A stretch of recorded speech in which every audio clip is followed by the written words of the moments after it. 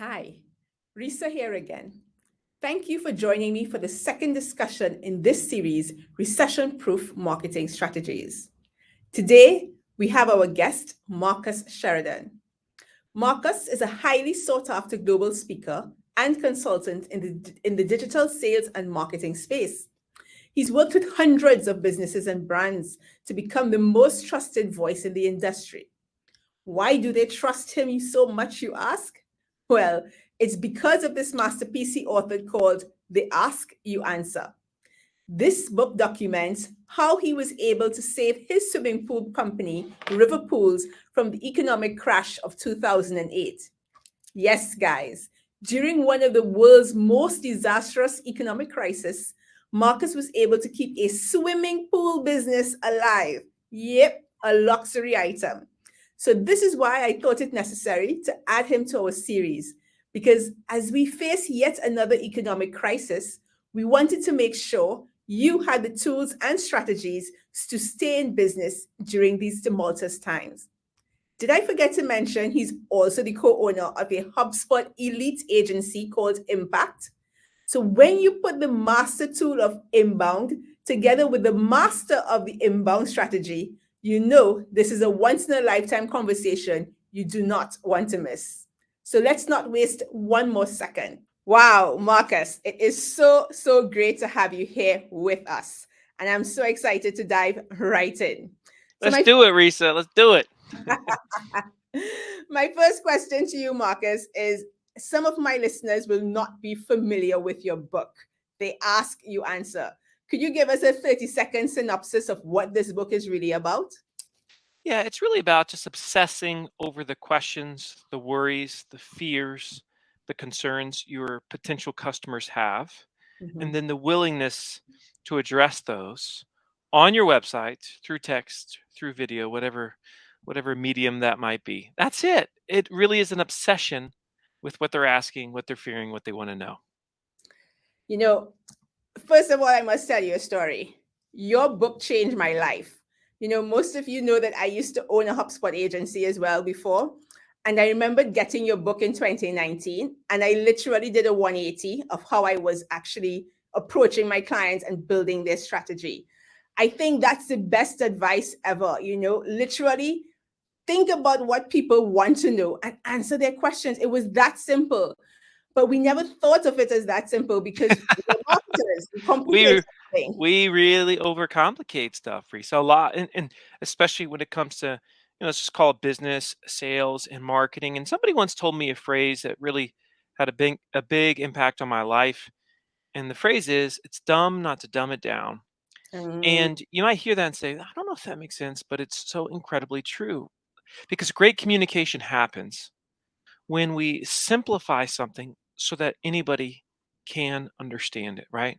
And so that's why if somebody reads the book they ask you answer, they're not saying, wow, this is like so complex. Really, what's happening is they look to the person next to them and say, oh my goodness, this is like so obvious. Why are we not doing this? Right? exactly. That to me is the essence of clean communication. And that's the way we should be doing it as businesses. I couldn't have said it better, but I think you did even say it better in your book. You said our job as marketers is to remove all doubt. And Hmm. then you gave an analogy of tipping. And that was so like hit home for me because I am like that. I go to a restaurant, I'm thinking, should I be tipping that waiter? Is he going to get all of the tips or should he not? So tell us about that concept of how tipping is actually related to your vision. Yeah. It's so everything that happens, like all the decisions we make, are based on this comfort level we have with the decision. And usually it starts with any doubts that we have, right? Mhm. So, just for example, recently I was sitting at a little cafe in the UK, and I was sitting there and I saw this display on the table that said, thinking about tipping the team? If so, 100% of your tips go to the server. And Mm. so it was one of those moments where I was like, look at that. That was so simple. That display cost them almost nothing.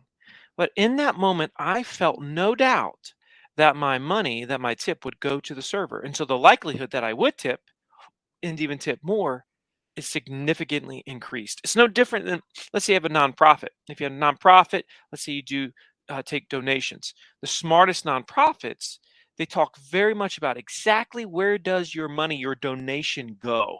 People want to see it. They want to understand that. And the more they have clarity on exactly where it goes, what percentage goes to help versus what percentage goes to, let's say, the staff or whatever it might be, now all of a sudden it completely changes the perspective and the willingness of that person to donate.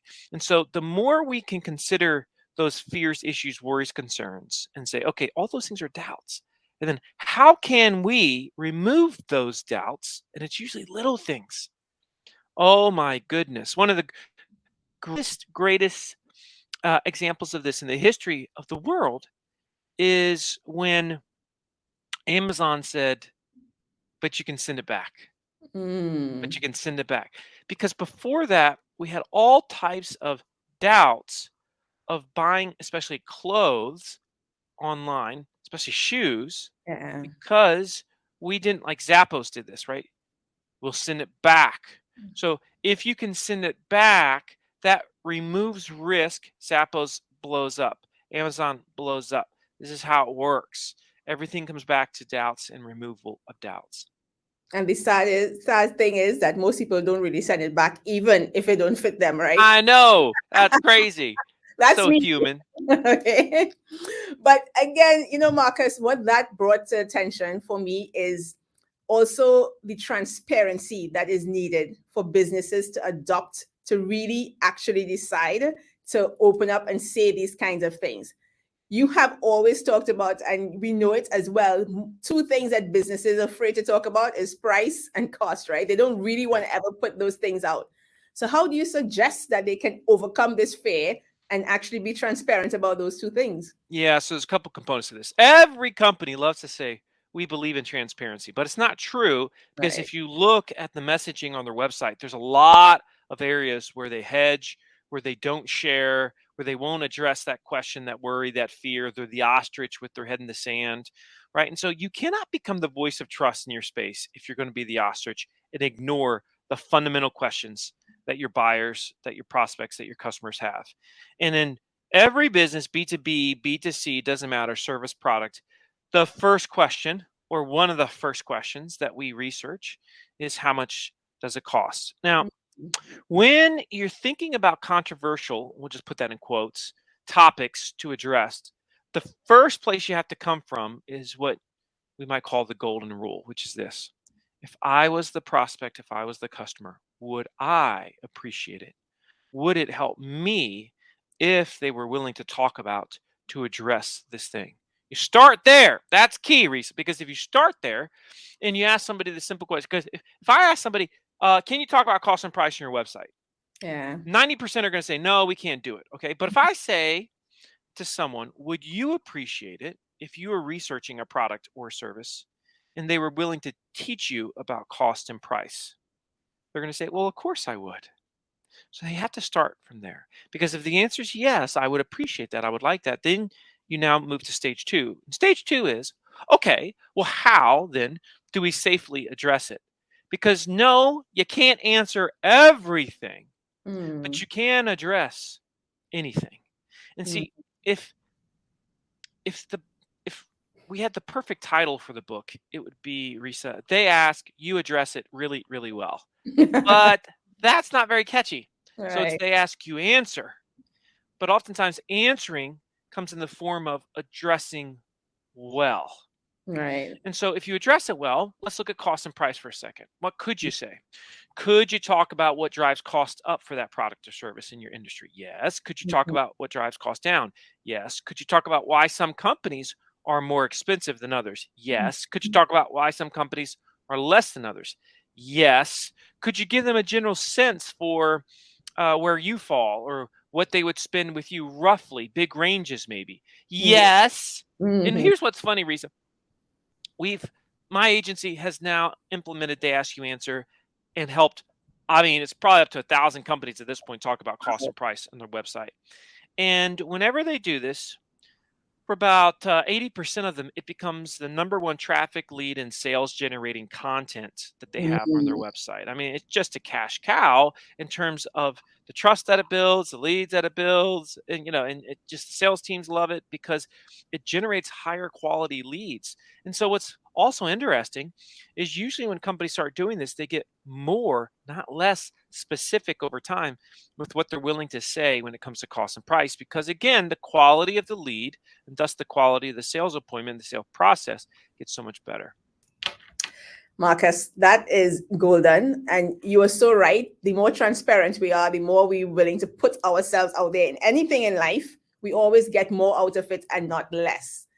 But that also kind of triggers people to think, if I'm going to say all of this, and especially when they do those competitive like posts, they always like to plug themselves in at some point, right? So again, one of the things you pointed out very well in your book is how not to talk about yourself, how to try to do things Yeah. unbiased. So how do you suggest, and what tips can you give for companies to stay away from just talking about yourself and try to write unbiased content? Right. So how do we not come across as salesy, especially Mhm. when the marketplace expects us to be when we're addressing certain questions? And the book really talks a lot about this. And there's a very important technique or skill that that we talk about in the book, we teach to clients. It's called disarming or disarmament. And what that is essentially whenever you're addressing what would be a perceived biased subject, you got to say things that immediately disarm your audience so that they drop their guard and they're more inclined to listen. So let me give you an example of what I'm talking about. Let's say that I was HubSpot, okay? Mhm. And I was doing a comparison piece on HubSpot versus Pardot. All right, we'll just call it Pardot, okay? And so if I'm going to write a comparison piece, which the book talks about, you should, because a ton of people search that type of phrase, HubSpot versus Pardot. How would you do that in a way that's disarming? So I might say something like this again, if I was HubSpot. Here at HubSpot, one of the questions that we oftentimes hear when people are researching different marketing automation tools is, okay, so what's the difference between HubSpot and Pardot and which one is best? That's a really, really good question. And the reality is we recognize that HubSpot isn't necessarily the best fit for everyone. There are potentially times you might find Pardot is the better solution for you and your business. So what we're going to do in this article, this video, is we're going to explain honestly and transparently the pros, the cons, the features to each one of these tools. And hopefully by the end, you're going to have a great sense as to which is the best choice for you. Okay, so now how many companies talk like that online, Risa? Right. Like almost nobody. But what if you did? What if you talk like that? What if that was your messaging style? How much would you just just like generate that trust and the good vibes, right? Mhm. And this is so easy to do. So you've always got to be willing to show both sides of the coin. So if you review one of your products, let's say, you have to talk about who it is and who it's not a good fit for. That's very Right. powerful. Which, by the way, on your website, you should have a section that says who we're not a good fit for. And you're Mm. very open about it. You're honest about it. You're not snarky about it. You're just very real and like, hey, so like for me as a fiberglass pool builder, I might say, listen, if you're looking for a pool that's longer than 40 feet or wider than 16 feet or very customized, well, then fiberglass probably isn't the best fit for you, right? That's immediately going to endear me to those who we are a good fit for. If somebody was approaching my agency and I was trying to produce, like, let's say, a video or an article that talks about who we're not a good fit for, it might sound something like this. You know, um, if you're looking for an agency that will do all your work for you, that will produce your educational articles and create your videos and do your social for you and do your HubSpot for you, well, then we're probably not going to be the best fit because what we specialize in is empowering you to do that for yourself. Okay. And so now those that want to be able to learn how to do it in house, they read that and they say, oh, this is really great. I found my home. But for those that say, I just want someone to do it for me, we just saved everybody time. Right. Right. What you say is so translatable for many parts of a business. And one of the parts you highlighted recently too was about inbound recruiting. Oh, I yes. think That was so brilliant, especially in these times. I don't know how these companies are expecting to recruit new people. So tell us about inbound recruiting and how you think companies who are going through these massive layoffs could actually use inbound recruiting to get Yeah. back some good employees eventually. So there's a couple components to this, and I'm glad you bring it up. You know, uh, this actually happened somewhat by accident because once companies started embracing the ask you answer and they started really producing content, I started to also hear folks saying to me, Marcus, we're starting to get a lot more recruits because of this content we're putting on our website. Turns Mm. out recruits will vet your website to death, all right? Even more so than a potential customer. And Right. then we discovered something that's really interesting. You see, in the book, we talk about the big five, which are the five subjects that move the needle in every single industry in terms of the way we research online. And those five subjects are cost, problems, comparisons, reviews, and best, or derivatives or similar phrases to those. So, cost, problems, comparisons, reviews, and best.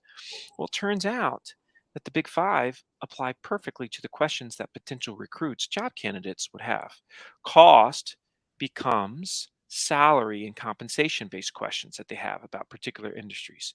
Mm. Problems becomes pros and cons of working for different companies or working in different industries with particular skill sets. Comparisons becomes, let's say this company versus that company for software engineers, which is best for me, right? Or there's lots of different types of comparisons. It could be, hey, I have this skill set. Which industry is best for me? This industry versus this industry, right? So comparisons is quite prolific.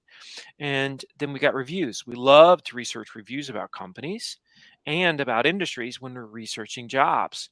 And then finally, best. I mean, best companies to work for, right? And it really gets granular so far down as like if somebody's geo targeting places to work, they might look for like best, school systems as Right. they're considering where to move with for their next job. Right? It's like all these things that they research. So, point being is, we've always taught that you should have a learning center on your website, which is where you put all this educational content.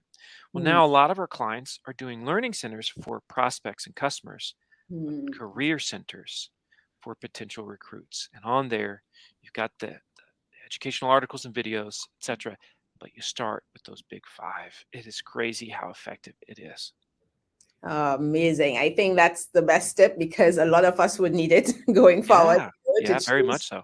the companies we want to work with eventually. So, just last week I was interviewing Sangram Vajri, and he was talking about that, the kinds of questions, employees would have to think about before they take a job, So asking even the companies sometimes how much profit you make and stuff like that could be something they have visible on their website already. So companies and employees would feel much more comfortable knowing that this is a company they would want to join because they Yes. see the financial stability of the company. So even that as an article can be very profitable. Yes, that is exactly right. And so I think it's time that marketing teams started realizing, okay, we need to be a major part of HR/recruiting. And so I would venture to say for many of those that are listening to this, I'd start thinking in that neighborhood of 15 to 20% of your content potentially should be directed towards job candidates and not just ideal customers. That's a very good tip. Thank you for sharing that. Another good tip you sort of alluded to, which I think was really helpful and transcends to this next point, is really about that tab that calls solutions on people's website, especially us B2B companies, right? We Oh always love gosh. to have the solutions tab. You suggested that we should change it to something else. What should we Yeah. change it to, and what's the benefit of that? But, all right, so think about how many B2B, especially service-based businesses, have in their navigation bar of their website the tab that says solutions. I mean, and it's just like that is so self-serving because it's oftentimes worded how you word it, and it's not worded how people search it. It's Yes. not worded in terms of the problem that they have. And Mhm. so if you want to keep your solutions, fine. But what you really should have as a tab is problems we solve. And then that becomes the core of the way people search and how they find. And if you just do a A/B test and you compare how many clicks the solutions tab gets versus the problems we solve. And let's say the drop down underneath of it is all the different problems that you solve, the core problems that you solve. You're going to see a huge difference between the two. So, folks, think about that. It works, it's incredibly effective. We think in terms of our problems, our needs, not your solutions. That is Story Brand 101, and that's the way everybody should be doing it. Amazing. But Marcus, I know we spent the last couple minutes giving all these amazing tips, but we will still have a couple doubters within our congregation right now who will say, Marcus, I just spent so much money on blogging. Should I really be blogging? And I know you have an opinion about that. When you hear companies asking you that question, what do you generally say to them? Yeah, yeah. This one gets me fired up, Risa, because um, just the idea of the question, should I be blogging, denotes that someone doesn't really understand what they're actually talking about. Because if someone says to me, Marcus, should we be blogging? I'm going to flip it around and I'm going to say, so do you think you should be addressing your customers' questions, worries, and fears on Mm, your website? And if you do that, do you think you'll win their trust? And do you want your customers, your prospects that are visiting your site to feel satiated, to feel like they learned all the things they now know from you? Or do you want them to learn those things from your competitors, right? mhm. Because if you answered yes, that means, yeah, you should be having that content. If we want to use the word blog, that's fine, but I feel like that's like 1950 at this point. I don't like the phrase blog. The only reason I keep it on my River Pools website is because the River Pools blog is somewhat famous, but I've also got a learning center. So think in terms of learning center, where you've got Right. educational articles, that's your traditional blog. You've got a video library. You probably have self-service tools like pricing calculators, self-selection tools, things like that, case studies, etc. So that's what should be in your learning center. That's the next level. That's the next decade. So lean into that. Stop thinking about should we be blogging? Because if you're thinking that, you're off track. Thank you so much, Marcus, for all of these amazing, amazing tips. But as we get close to our wrap up, I just wanted to ask you two more questions. First, is there anything you would like to share with our audience that I probably didn't ask you that you think they would need to hear, especially during this time? Well, I would just say that one of the, you know, Jim Collins wrote a book, Good to Great, which I've read many, many times. And in it, he talks about your hedgehog concept, which is what's the one thing you can be the best at? You don't Mhm, have to be great at a lot of things, but you really should be good at one thing. And so if somebody looks at the way I have built businesses online or built my own brand online, I've always had my hedgehog concept really clear. So if you're trying to find me on Facebook, you're not going to have luck. If you're trying to find me on Instagram, you're not going to have luck. You're going to mhm. find me on LinkedIn, and I do LinkedIn really, really well. I do one social media well, Yeah. LinkedIn. That's it. It's the only place I to do it. Okay. And so that's my hedgehog concept for myself socially. With River Pools, when I started to embrace They Ask You Answer, we just did textual content on our website and we did it really well. I wasn't even doing social media. I didn't do social media for like 5 years. The Mm, reason is I wanted to become great with textual content, and then I became great with video content, and then eventually we started to do more social media. The point is, don't try to be a jack of all social media and digital marketing trades, because you'll be a master of none. mm. Focus instead on being a master of one at first. And if you can become a master of one, you're going to experience significant gains. And then once you do that, then you can add. But don't try to serve multiple masters. It doesn't work. You're not going to just come out the gate and be great on Instagram and Facebook and LinkedIn and Twitter. It's like, no, no, no, no, no, no. Not going to happen. I promise you, it will not happen. You're not Gary Vee. You don't have a team of like 80 people helping you be everywhere. You're not going to be everywhere. Thank you for that. And my last question to you, Marcus, would be what is one thing that your program did for a customer that you did not expect? I think the did not expect is definitely we've seen it from a recruiting standpoint. Right. But the other one that we have seen that became the big surprise was it's shocking how much content will be consumed on a website if the website is really all about questions, worries, fears, issues, concerns. Hmm. So, if you talk to most businesses and you say, how many pages of your website do you think your typical customer would be willing to read before they buy? The number one answer is 2 to 3 pages. That's what everybody says, 2 to 3 pages. And then once they do, they ask you answer. And you come back a year or two later and you say, now, how many pages does your typical customer read today? Because you've been obsessed with their questions and worries and fears. They'll say things like, oh, 20, 25, 30. We had no idea, right? Wow. And so we see this all the time. At River Pools, our average customer reads over 100 pages of the website. OMG for a swimming pool. Or swimming pool. That's right. They actually take a swimming pool more important than any other aspect of their life. That's This that's is that's interesting. right. Because, and this doesn't have to do necessarily with money or how much it costs. It has to do with the fear of making a mistake. That's Hmm. what really drives how much research somebody will do. And so let's say in a B2B purchase, if somebody's really fearful that they're going to screw up a decision for their company because their boss is counting on them to choose the right vendor, they could consume tons of content, way more than most people realize. So do they ask you answer and you're going to realize, man, I've been underestimating my prospect the whole time. Marcus, thank you, thank you, thank you. I think what you shared is one of some of the best tips we've heard. This is really inbound coming to life. People think inbound is no longer sexy because they have all these other sexy acronyms and strategies they're going after. But your book continues to be relevant. And I'm so pleased and happy that you were here to join us and share with us these gems. So thank you.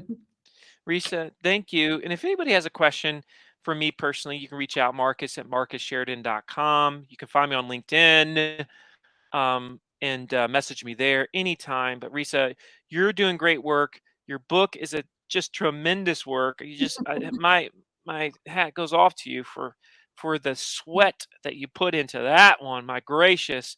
And so it's a pleasure to be with you in your audience.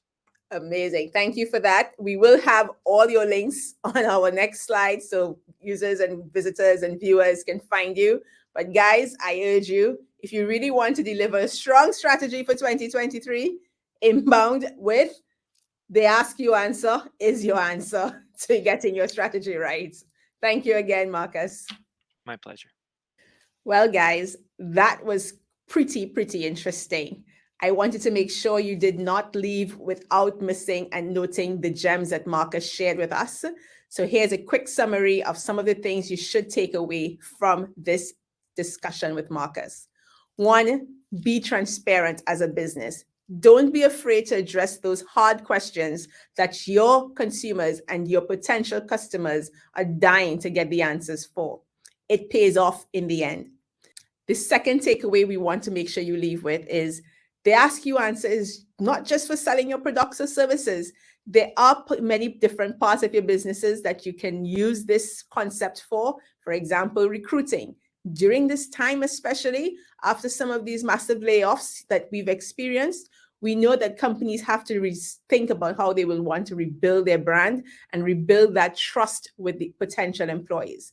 So here's a great opportunity for you to use this concept to start building those relationships again. And the third one is remember to create content around the big five. What are they? Cost, problems, comparisons, reviews, and best. Guys, I urge you to get that book. It is already a great resource for you to have anyway, regardless of what CRM system you use. But if you are using HubSpot, then these two books are certainly better together. So do check it out and make sure that you have your strategy set up correctly for 2023. Thank you for joining me and see you again next week.